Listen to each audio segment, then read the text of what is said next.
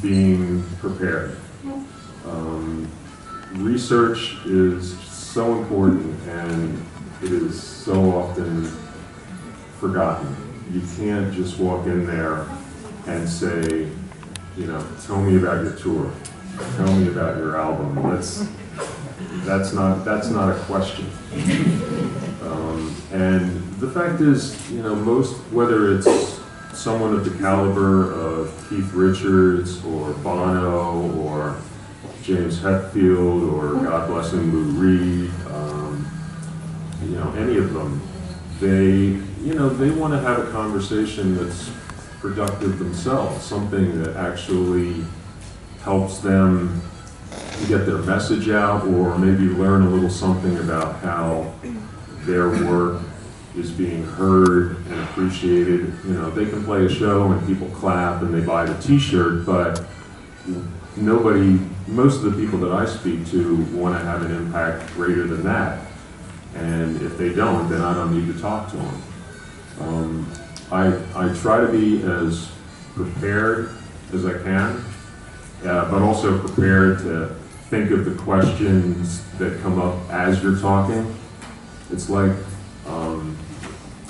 I have multiple parts of my brain working all at the same time. There's the part that asks the question.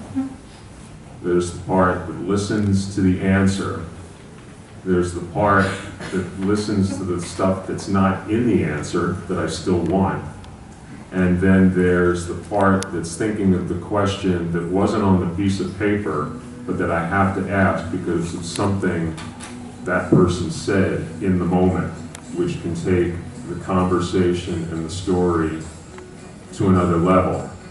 Now, there's also the issue of walking into a room and finding that you're sitting in front of Keith Richards, which is can be very daunting for the first time, because as you know, as I was telling Hernán the other day, when I was in my college dorm listening to Beggar's Banquet, it never occurred to me that I would ever see the Stones, speak to them, and actually have Keith Richards know my name to the point where if I walked into a room, he goes, "Hey David, how you doing?" You know, I still get very, I get amazed by that. But the other point is, I'm there to work, and they know I'm there to work. And yes, we can be cordial, we can develop a relationship, but if you're going just to hang out and drink the band's beer, you're not going to last 10 minutes. You're there as a journalist, as a reporter, whether it's radio or print or online, you're there to bring something back to the people who can't be there.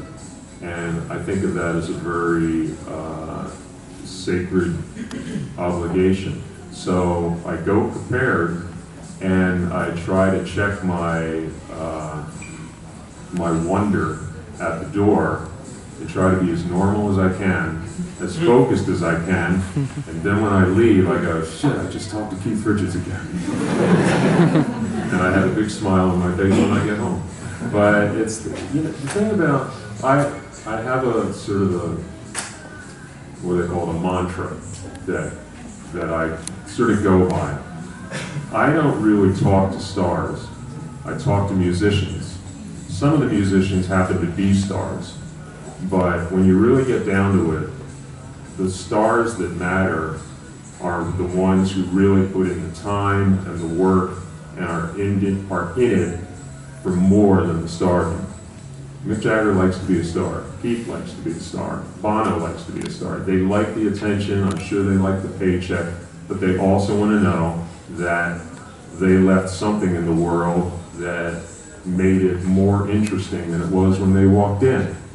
And those are the most interesting people to talk to, and it means you have to be that much more prepared than if you were talking to, let's just say, One Direction. I couldn't resist that. That was Le puedo recordar can you add also the fact that Mick goes in the donkey and you go walking?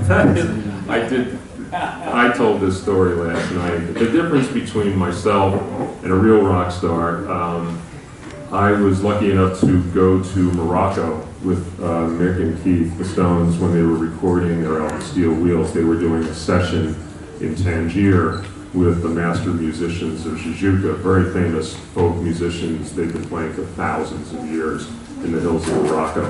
And after the main session in Tangier the next day, I was fortunate enough to be invited to go with Mick up to the village of Tijuca to meet the master musicians, including, actually I forgot to mention this yesterday, one of the master musicians I met was one who played for Brian Jones in 1968. It was like he was the guy. But you can drive, when you drive outside Tangier to get there, they run out of road. There's no more highway. So we had to walk the rest of the way up to the village, except for Mick, because he got to ride the donkey. That's the difference. He got the donkey, I walked. And I was totally happy with that. He deserved it in every way. Bueno, la breve anécdota de cuando le tocó viajar a Marruecos, estaba Mick Jagger and They will go, yeah, we both went, yeah. Okay. Claro, los Rolling Stones sí, bueno, tenían que trasladarse de un lugar a otro, me parece que era como unos músicos milenarios, una música los maestros de música marroquí, que bueno, los mismos Led Zeppelin también lo ocuparon para el unplug de Page Blank, ¿right? Y había que llegar a esta aldea que ya no tenía caminos. Entonces había que subir este cerro y obviamente que el único burro que había se subió a la estrella, Mick. Que tuve que acompañarlo. Justamente. Bueno, y volviendo un poco a la pregunta que tenía que ver con cómo abordar una estrella de rock, lo que plantea básicamente es que es demasiado importante la preparación. Uno no puede llegar solamente pensando que porque admira a un artista va a poder hacer una buena entrevista. Tiene que haber mucha investigación, no se pueden hacer preguntas como, oye, cuéntame del tour, cuéntame de tu disco, cuéntame... No, eso no existe, sino que tiene que haber una investigación profunda de cada una de las personas que se entrevistan.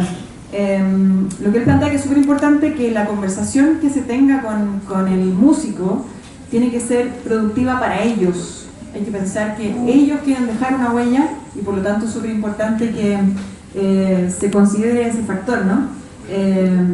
Y al mismo tiempo hay varias cosas que se involucran dentro de la labor misma de la entrevista. Pensar mientras uno está hablando con el artista. Mientras uno está preguntando, uno también está escuchando la respuesta, que normalmente viene rápidamente. También hay que escuchar, en cierta forma, o pensar lo que no contestó dentro de esa respuesta, lo que no se anotó dentro de la lista de preguntas que uno haga, ¿no? Y que uno tiene que considerar preguntar. Es decir, dice, hay que ocupar todo el cerebro y todas las zonas del pensamiento muy activamente para poder hacer una buena entrevista. Pensar que uno está conversando con Keith Richards, por ejemplo, puede ser muy paranoico. Uno entra con un estado como de, qué sé yo, sentirse impresionado y todo lo demás. Pero, bueno, a pesar de la fascinación que uno pueda sentir, hay que como entrar en una especie de mantra, dice, como un estado mucho más neutro.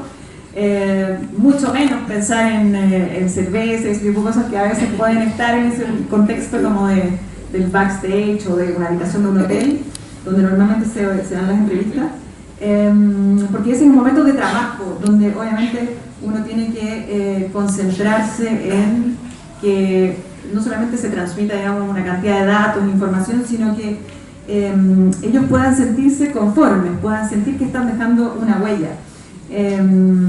Y bueno, para eso hay que prepararse.